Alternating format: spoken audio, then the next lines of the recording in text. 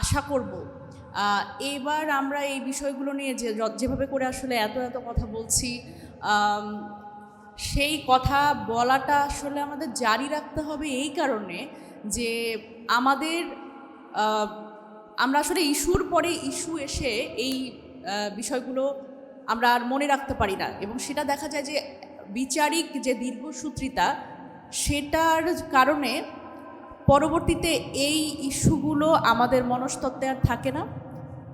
এর ফলে যেটা হয় সেটা হচ্ছে যে এই যে বিচারিক যে বিষয়টা, যে বিচার কেন আসলে একটা সমাজে আইন করা হয়, আমাদের একটা যে অপরাধগুলো সেগুলো থেকে বিরত রাখার জন্য বিচার করা হয়, শাস্তি নিশ্চিত করা হয় সেই অপরাধগুলো যাতে কম হয় সেই কারণে। কিন্তু সেটা যেটা হয় যে বিচারিক যে উদ্দেশ্যটা এই দীর্ঘসূত্রিতার কারণে সেই উদ্দেশ্যটা ব্যাহত হয়। আজকে আমরা রামিসার ধর্ষণ এবং তার পরবর্তীতে একটা নৃশংস হত্যাকাণ্ড আমরা দেখেছি, আর সেই কারণেই আমরা মানে এই রকম নৃশংসতা আসলে যখন আমরা দেখি তখন আমরা চিন্তা করি যে সমাজটা আসলে কোন দিকে যাচ্ছে। আমরা মানুষ হিসেবে আসলে দিনকে দিন মানুষ হচ্ছি না মানে আখলাকুল মাখলুকাতকে মানে নিজেরা কি আখলাকুল মাখলুকাত হইতে পারতেছি না, নিজেদের নিরাপত্তা নিশ্চিত করতে পারছি না, অন্য যারা প্রাণী আছে তাদের নিরাপত্তা নিশ্চিত করতে পারছি, আমরা কিছুই করতে পারছি না। তো আমি আসলে আয়োজকদের বলবো যে আমরা অন্তত বিচারের ক্ষেত্রে যারা আমরা কথা বলছি এখন, বিচারটা নিশ্চিত হওয়ার আগ পর্যন্ত, কার্যকর হওয়ার আগ পর্যন্ত যাতে আমরা এই কথাগুলো বলা অব্যাহত রাখি। এখন বিষয়টা হচ্ছে যে আসলেই যেইভাবে করে বিচার প্রক্রিয়া চলছে সেভাবে করে আমাদের আসলে এই রামিসার হত্যাকাণ্ডের বিচার কার্যকর হওয়ার জন্য কতদিন অপেক্ষা করতে হবে। আমি যদি বলি যে এখন যে নিয়মে বিচার কার্য চলছে সেই নিয়মে এই বিচারটা কার্যকর হতে এখন থেকে 8 বছর সময় লাগবে। তার মানে এইটা হচ্ছে 2026 সাল, 26 সালে ঘটা হত্যাকাণ্ড এবং ধর্ষণের এইটার বিচার কার্যকর করতে এবং এই যে প্রক্রিয়ার মধ্যে দিয়ে যদি যায়, যেটা স্বাভাবিক প্রক্রিয়া, 1 মাসের মধ্যে বিচার নিশ্চিত করলেও কার্যকর হতে লাগবে 8 বছর, কারণ এর আগে অনেকগুলো মামলা পেন্ডিং আছে। এখন আমরা প্রধানমন্ত্রীর কাছ থেকে শুনলাম তারা 1 মাসের মধ্যে এইটার যেটা বিচার সেটা নিশ্চিত করবে। আমরা কিন্তু এর আগেও দেখেছি অন্তর্বর্তীকালীন সরকারের সময় ফরিদা আপারা ছিলেন, তখন কিন্তু এই নারী ও শিশু নির্যাতন দমন যে দ্রুত বিচার ট্রাইব্যুনালের মাধ্যমে যখন করা হয়েছে 30 দিনের মধ্যে কিন্তু আসিয়ার বিচারটা নিশ্চিত করা গেছে। কিন্তু কার্যকর কি হয়েছে? কার্যকর তো হয় নাই। তার মানে আমরা এখন পর্যন্ত বলতে পারবো না যে ধর্ষণের যেই শাস্তি, যেই ধর্ষণ এবং ধর্ষণের পরবর্তী সময় হত্যাকাণ্ড, এটার যে শাস্তি মৃত্যুদণ্ড, সেটা একটাও কার্যকর হবার দৃষ্টান্ত আমাদের সামনে নাই। সুতরাং এই যে বারবার করে আমরা আসলে এই বিচার নিশ্চিত করা এটার মধ্যে একটা চালাকি আছে। বিচার নিশ্চিত মানেই কিন্তু মৃত্যুদণ্ড কার্যকর না। আর মৃত্যুদণ্ড যতক্ষণ না কার্যকর হবে, মানে বিচারটা যতক্ষণ না পর্যন্ত নিশ্চিত হবে কার্যকরভাবে, এটা কোনো দৃষ্টান্ত স্থাপন করা যায় না। দেখেন, আমরা যেই কারণে একটু আগে বললাম যে আইন বিচার ব্যবস্থা, যেই কারণে যে সম্ভাব্য অপরাধীদের দমন করে রাখা, যে এই ধরনের ঘটনা ঘটালে এই রকম শাস্তি হয়। আমরা কি ধর্ষণের জন্য বা ধর্ষণ পরবর্তী হত্যাকাণ্ডের এই ধরনের নৃশংসতার কোনো প্রেসিডেন্ট সেট করতে পেরেছি এখন পর্যন্ত? পারি নাই, কিন্তু পারি নাই। এবং এই কারণে এই সম্ভাব্য যারা অপরাধী তারাও কিন্তু এই ধরনের ঘটনা আরও ঘটাচ্ছে। আপনি দেখেন, আজকের কথাও যদি বলি যে আজকেও একটা মানে 8 বছরের শিশু, সেও এরকম একটা ধর্ষণের শিকার হবার পথে, এবং দেখা গেছে স্থানীয় পর্যায়ের লোকজন সেটা তাকে বিরত করেছে এবং তাকে উদ্ধার করেছে। এখন এই রকম যখন পরিস্থিতি, দেখেন রামিসার জন্য আমরা মাঠে নামছি, রামিসার জন্য আমরা আন্দোলন করছি, কিন্তু এই আন্দোলনের মধ্যেও কিন্তু আমরা দেখছি যে পরবর্তীতে আরও 2টা নাম যুক্ত হয়েছে। একটা হচ্ছে ফারিয়া, একটা হচ্ছে আব্দুল্লাহ। এবং দেখেন, এইটা কিন্তু এখন আর জেন্ডার বেসড জায়গাতে নাই, যে না মানে শিশুর তো আসলে কোনো জেন্ডার হয় না, যেটা আসলে মেয়ে শিশু না ছেলে শিশু, এইটার কিন্তু কোনো মানে ডিফারেন্সিয়েট করতে পারবেন না আপনি যখন এই নিপীড়নগুলোর ব্যাপারে দেখবেন। এবং আমরা কিন্তু দেখলাম যে রামিসা পর্যন্ত আমরা ভেবেছিলাম যে আমরা রামিসার বিচারটাই শেষ বিচার হিসেবে চাইবো, কিন্তু তারপরেও আরও দুটো নাম আমাদের বইয়ের মধ্যে যুক্ত হলো যেটার বিচার আমাদের চাইতে হবে। আব্দুল্লাহ 10 বছর বয়সী একটা ছেলে, যে কিনা মাদ্রাসার স্টুডেন্ট, সেই দেখা গেল তাকে প্রথমে বলা হলো আত্মহত্যা, এবং এই পরবর্তীতে দেখা গেল সে অসংখ্যবার এই ধর্ষণের মধ্যে দিয়ে গেছে সে। সুতরাং এই জায়গাতে আমাদের মনে হয় যে শিশু নিরাপত্তা এবং নারী নিরাপত্তা এটার ক্ষেত্রে সরকার এবং সরকারের পক্ষ থেকে যে ম্যানেজমেন্টগুলো নেওয়ার কথা সেই জায়গাতে মানে আমার মনে হয় না যে স্পষ্টভাবে তারা আসলে কোনো দৃষ্টান্ত স্থাপন করতে পারছে। এবং এই জায়গায় মনিটরিংয়ের জায়গাটা কারা দেখবে, এটাও নিশ্চয়ই রেগুলেশন, মানে এই রেগুলেটরি একটা সিস্টেম বানাতে হবে, একটা মনিটরিং সিস্টেম বানাতে হবে যে এই ক্ষেত্রে কোনো ছাড় না, নারী ও শিশু নিরাপত্তার ক্ষেত্রে সরকারের পক্ষ থেকে এই প্রোঅ্যাক্টিভনেস দেখাতে হবে। কিন্তু দেখেন, আমি রাজনৈতিক প্রভাবের কথা একটু বলি।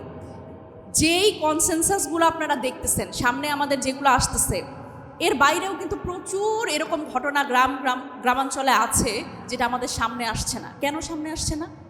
কারণ যখন একজন নারী বা শিশু ধর্ষণের শিকার হয়, এটা কিন্তু একটা সোশ্যাল ট্যাবু, যে এটা বাইরে বলা যাবে না, বললে যদি নারী হয় বিয়ে হবে না, তারপরে দেখা যাবে যে এক ঘরে করে রাখা হবে, পাড়া প্রতিবেশী কি বলবে। এই যে একটা সোশ্যাল ট্যাবু, যে আমি নিপীড়নের শিকার হচ্ছি, আমি নির্যাতনের শিকার হচ্ছি, কিন্তু দেখা যাচ্ছে যে আমারই মুখ লুকিয়ে থাকতে হচ্ছে। এবং দেখেন, এখানে গণমাধ্যমের একটা খুব বড় ভূমিকা আছে যেটা আমি মনে করি। আপনি দেখেন যে যেভাবে করে ফলাও করে এই যারা ভুক্তভোগী তাদের নাম, তাদের পরিচয়, তাদের বাড়ির ঠিকানা, এটা যেভাবে করে ফলাও করে প্রচার করা হয়, আপনি দেখেন তো কয়জন ধর্ষকের বাড়ির ঠিকানা আপনি মনে করতে পারেন, কয়জন ধর্ষকের নাম আপনি মনে করতে পারেন, কয়জন অপরাধীর নাম আপনাদের মনে আছে? নাই কিন্তু। সুতরাং এই জায়গা থেকে আমার মনে হয় যে যারা আসলে ভুক্তভোগী তাদের নিরাপত্তা কারা দিবে, তাদের নিরাপত্তাও আসলে সরকারের নিশ্চিত করতে হবে, এবং সেই পরিবারের নিরাপত্তাও নিশ্চিত করতে হবে। এখন আসি আমি রাজনৈতিক জায়গাতে। রাজনৈতিক জায়গাটা কেমন? আমি গতকালকেই পড়ছিলাম নরসিংদীর একটা ঘটনা। নরসিংদীর ঘটনাটা হচ্ছে এরকম, সেখানে একজন কিশোরী, তাকে ওই যে বিয়ের প্রলোভন দেখিয়ে ধর্ষণ, এই ধরনের একটা ঘটনায় তাকে স্থানীয় পর্যায়ে দেখা গেছে যে এই মামলা পুলিশ কেস করতে অনেক সময় পরিবারগুলো রাজি হয় না, কারণ ওই যে বললাম সোশ্যাল ট্যাবু, মেয়ে বিয়ে দিবে কীভাবে, বা পাড়া প্রতিবেশী জেনে গেলে কি হবে, বাইরে এই কথাগুলো জেনে গেলে কি হবে। তো তারা কি করে, স্থানীয় প্রশাসন অর্থাৎ চেয়ারম্যানের কাছে যায়। তো বিএনপির এক চেয়ারম্যানের কাছে গেছে, দেখা গেছে যে সেটা উনি যেভাবে করে সেটেল করতে গেছে সেটা হচ্ছে যে টাকা পয়সা দিয়ে একটা মীমাংসা করে দিতে চায়। তো নরসিংদীর মেয়েটার ক্ষেত্রে যেটা হয়েছে, যখন আসলে এই টাকা পয়সা দিয়ে মীমাংসা করে দিতে চেয়েছে, সে লজ্জায় আত্মহত্যা করতে চেয়েছে, এবং সে এখন একটা মেডিকেলে আইসিইউতে ভর্তি। তাহলে এই ধরনের নিপীড়ন, এই অপরাধের এইটার মামলা হবে, প্রশাসনিকভাবে এইগুলোর সমাধান হবে, বাংলাদেশে আইন আছে, বিচার ব্যবস্থা আছে, কিন্তু এখানে তো রাজনৈতিক যারা এই চেয়ারম্যান মেম্বার, তাদের তো কোনো কাজ নাই। তারা কেন এখানে মীমাংসা করতে আসবে, কেন সালিশ করতে আসবে, কেন টাকা পয়সা দিয়ে এগুলো মিটমাট করবে? মানে এই জায়গায় হচ্ছে দেখা যায় যে রাজনৈতিক নেতারা একটা কমিশনের ব্যবসা শুরু করে, যে টাকা পয়সা দিলে মিটমাট করায় দিবে। সুতরাং এই জায়গাগুলোতে যেই নারীর কথা আমি বললাম নরসিংদীর, তিনি লজ্জায় আত্মহত্যা করতে গেছে, যে এটা তো মীমাংসা হওয়ার ব্যাপার না, এটা কি মীমাংসা হওয়ার ব্যাপার? সে তো নিপীড়নের শিকার। সুতরাং আমাদের জায়গা থেকে আমরা যেটা বলতে চাই সেটা হচ্ছে যে এই যে বাংলাদেশের বিচারিক প্রক্রিয়া বলেন, আইন প্রক্রিয়া বলেন, এই জায়গাতে সাধারণ একেবারে তৃণমূল মানুষ, আমরা এখানে বসে আছি সবাই বেশিরভাগ শিক্ষিত মানুষ, কিন্তু এই জিনিসগুলো কিন্তু সাধারণ মানুষের স্থানীয় পর্যায়ে অনেক শক্ত, আইন শক্ত। পুলিশের কাছে মামলা নিতে গেলে আরও একবার ধর্ষণের শিকার হয় একজন ধর্ষিত যে নারী। সুতরাং এই জায়গাগুলোতে আমাদের আসলে সরকারের পক্ষ থেকে এক ধরনের আলাদা ধর্ষণের জন্য আলাদা সেল করা, প্রশাসনিক জায়গা থেকে, পুলিশের জায়গা থেকে, যে কারা এই ধর্ষণের মামলাগুলো নিবে, এবং তাদের কিন্তু এটা হাউ টু ডিল ইট এইটা বুঝতে হবে। একজন ভুক্তভোগী যখন তিনি স্বীকারোক্তি তিনি যখন তার ঘটনা বর্ণনা করছেন, তাকে এমন কিভাবে প্রশ্ন করতে হবে, তার মানসিক অবস্থা কি, এই জায়গাগুলো নিয়ে কিন্তু এটা অবশ্যই তার মাথায় রাখতে হবে। এবং প্রশাসনিক জায়গা থেকে শুরু করে একেবারে আইনি প্রক্রিয়া আমি যদি বলি, অনেক ক্ষেত্রে দেখা যায় যে এই ধর্ষকের বিচারের জন্য যে ভুক্তভোগী তার পরিবারগুলো এই মামলার দীর্ঘসূত্রিতার জন্য মামলা লড়তে লড়তে বছরের পর বছর চলে যায় এবং তাদের জমি জমা বিক্রি করে তাদের এই মামলার উকিল মেনটেন করতে হয়। সুতরাং এই জায়গাগুলোতে এখানে আসলে এই যে দীর্ঘসূত্রিতা যেরকম আসলে ভুক্তভোগীরই আসলে ঝামেলা হচ্ছে, তারই আসলে বহুদিন ধরে এই মামলা চালাতে হচ্ছে। এই বহুদিন ধরে মামলা চালানোর যে জায়গাটা, এইটাতে আমাদের আসলে এই দীর্ঘসূত্রিতার অবসান করতে হবে। এইটা অবশ্যই সরকারের পক্ষ থেকে এই উদ্যোগ নিতে হবে এবং এই যে আলাদা যদি একটা সেল করা যায় যে আইনজীবীদেরও, যে কারা আসলে ধর্ষণের শিকার হওয়া যে ব্যক্তিরা, তাদের আসলে আলাদা করে কোনো একটা সেল করে যে তাদের সাইকোলজিক্যাল সাপোর্ট এবং তাদের মামলাগুলো কিভাবে হবে, এটা একটা আলাদা টাস্ক ফোর্স গঠন করে এই বিচারিক কাজগুলো আসলে পরিচালিত করতে হবে। আমরা আমাদের জায়গা থেকে আমরা আজকে চেষ্টা করেছিলাম এনসিপির পক্ষ থেকে এবং আমরা যোগাযোগ করার চেষ্টা করছি বিভিন্ন জায়গায়, এবং আমরা আরেকটি সংগঠন ধর্ষণ বিরোধী নাগরিক নেটওয়ার্ক, সেখান থেকে আজকে উদ্যোগ নিয়েছিলাম যে প্রধান বিচারপতির সাথে আমরা একটু বসবো, যে এই যে দীর্ঘসূত্রিতা, এই যে উচ্চ আদালতে গেলে আপিল যদি বলি ধর্ষকের পক্ষ থেকে বা অপরাধীর পক্ষ থেকে আপিল করার পরে এই যে মামলাগুলো ঝুলে যায়, এই যে সাক্ষী গ্রহণকালে দেখা যায় যে সাক্ষীদের ভয়ভীতি দেখায় তাদের সাক্ষী গ্রহণে বিলম্ব হওয়া, এই যে নানান ধরনের বিষয়গুলো যেগুলো আসলে মামলার দীর্ঘসূত্রিতা বাড়ায়, সেই জায়গা থেকে আসলে আলাদাভাবে কি করা যায়, কি করণীয়, এই জায়গা থেকে আমাদের পক্ষ থেকে আমরা আসলে বিভিন্ন যারা স্টেক হোল্ডার আছি আমরা কিন্তু এই কথাগুলো বলতে পারি। কারণ বিচার তো আসলে পাইতে হবে, একজন নাগরিক বিচার পাবে, এটা তার অধিকার, কিন্তু সেটি এত দীর্ঘ যদি হয় যে বিচারের যে লক্ষ্য সেটাই ব্যাহত হচ্ছে এবং অপরাধ কমছে না সমাজে, সেটা কিন্তু আমাদের আসলে যে লক্ষ্য সেই লক্ষ্য আমাদের পূরণ হবে না। আমার পক্ষ থেকে এতটুকুই বলবার ছিল। আপনাদের সকলকে অসংখ্য ধন্যবাদ। আসসালামু আলাইকুম।